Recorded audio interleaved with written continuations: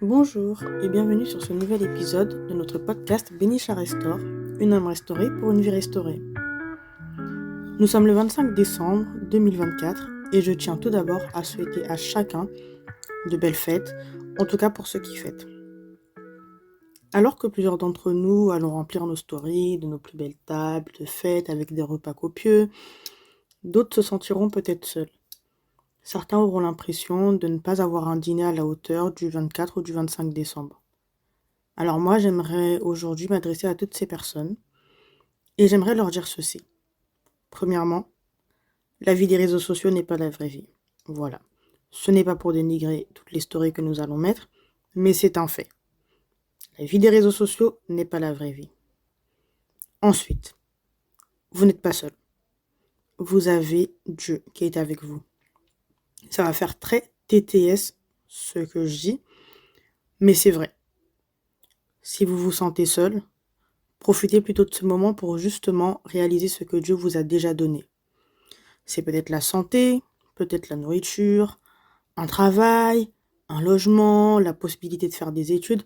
Il y a plein de choses que Dieu nous a données, bien qu'il y ait d'autres choses que nous attendons de sa part. Il y a des choses qu'il nous a données. Il y a des personnes qui sont à la rue, il y a des personnes qui sont dehors dans le froid, il y a des personnes qui ne peuvent même pas se prendre un chocolat chaud. Enfin, il y a tellement de choses pour lesquelles on peut profiter de ce moment pour remercier Dieu.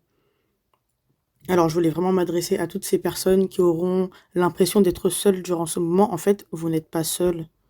Vous avez Dieu qui est avec vous. Et durant ce temps, justement, où vous vous sentez seul, durant ce moment où vous vous sentez un peu dans la solitude, profitez justement d'être dans un état d'esprit de gratitude. Voilà, rendez grâce à Dieu pour tout ce que vous avez, rendez grâce à Dieu pour tout ce qu'il vous a déjà donné jusqu'à aujourd'hui, même si ce n'est pas extraordinaire, mais ça reste des choses que d'autres personnes recherchent.